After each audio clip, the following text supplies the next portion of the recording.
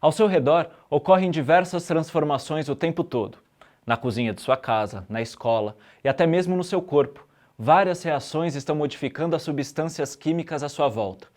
Mas como reconhecer essas transformações químicas? Nesse vídeo, vamos conhecer algumas evidências de que as reações químicas estão presentes no nosso dia a dia. Apesar desse tipo de transformação ocorrer no nível das moléculas, suas consequências resultam em evidências muitas vezes perceptíveis por nós. Tais evidências podem se apresentar de muitas formas: mudanças na textura, no sabor, no cheiro ou na cor. O fogo já é uma evidência de reação química que ocorre entre o gás de cozinha e o gás oxigênio do ar, ao receber uma fagulha que promove a reação. O fogo é um poderoso agente capaz de promover transformações químicas. O cozimento dos alimentos é um excelente exemplo das reações químicas facilitadas por ele. Grãos duros demais, enquanto crus, tornam-se comestíveis depois de cozidos. Isso acontece porque o calor modifica os carboidratos e aminoácidos desses grãos, tornando sua estrutura mais mole. Além da textura, o aquecimento é capaz de transformar também o cheiro e o sabor dos alimentos. Está aí um alimento que não nos deixa mentir. Quanta diferença entre o odor e o sabor de um pedaço de peixe cru e de um grelhado. Quando exposto a uma fonte de calor, há perda de água e mudanças químicas nas estruturas das gorduras, açúcares e proteínas do peixe, o que acaba resultando em um alimento completamente diferente. Mas nem toda transformação química que acontece na cozinha depende da ação do fogo. Uma maçã ou uma banana, depois de descascadas, cortadas e em contato com o gás oxigênio presente no ar, começam a escurecer. O gás oxigênio atmosférico interage com diversos elementos químicos presentes nas frutas, em um processo chamado oxidação. No caso das frutas, essa oxidação causa seu escurecimento.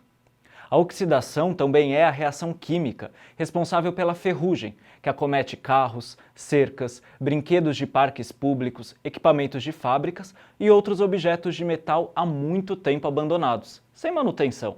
O ferro, bem como outros elementos, sofre a ação do oxigênio principalmente em ambientes úmidos. Uma forma de prevenir a oxidação é aplicar camadas de tinta, verniz ou outras proteções, evitando assim o contato direto do ferro com o gás oxigênio. Porém, se a exposição não for interrompida, esse recurso retarda, mas não evita por completo a formação da ferrugem. Mas nem toda transformação química que acontece na cozinha é boa para nós. Um exemplo disso é a decomposição de alimentos causadas por bactérias e fungos. Eles são organismos que, em geral, se alimentam de matéria orgânica, transformando moléculas químicas grandes em compostos menores. Em muitos casos, além de compostos sólidos, os fungos e bactérias podem produzir compostos gasosos, como gás carbônico e gás metano. Nesses casos, percebe-se a transformação química pela aparência da fruta.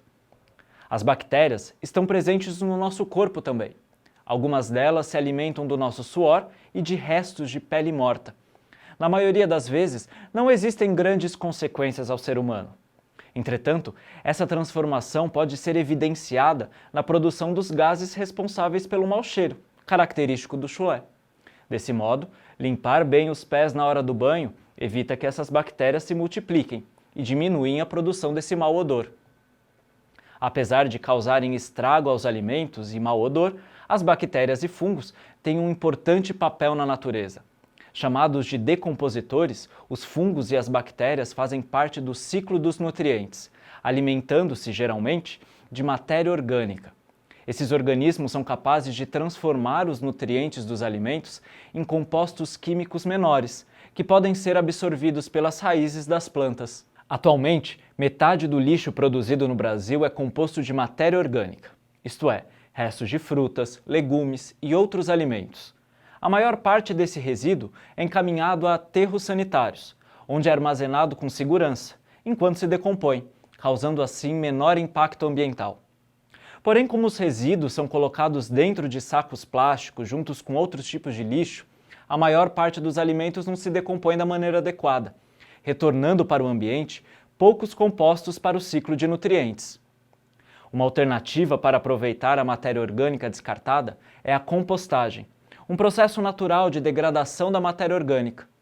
Com o uso de composteiras, pode-se acompanhar as transformações químicas que acontecem com os restos de alimento, até se converterem em um adubo rico em nutrientes. Nas composteiras, além de bactérias e fungos, pode haver também pequenos animais, como minhocas e insetos, que ajudam na decomposição de alimentos. Esses pequenos animais consomem pedaços maiores de frutas e legumes, agilizando o que bactérias e fungos levariam muito tempo para decompor. Além de observar restos de comida se decompondo em pedaços menores, é possível também evidenciar outras transformações ocorrendo, como o aumento de temperatura devido à atividade dos micro-organismos. Algumas composteiras chegam a temperatura de até 70 graus Celsius. Isso porque a liberação de calor nas reações químicas que ali estão ocorrendo. Assim sendo, como interações de diversos seres vivos, as composteiras produzem em poucos meses compostos ricos em nutrientes, que podem ser utilizados para adubar vasos e canteiros de plantas. Esses são exemplos de que quanto mais conhecemos como as transformações químicas acontecem, tanto mais podemos aprender como o nosso mundo funciona. Então, que tal criar ações e práticas que causem menos impactos para todos os seres vivos e que de quebra ajudem a transformar o meio ambiente?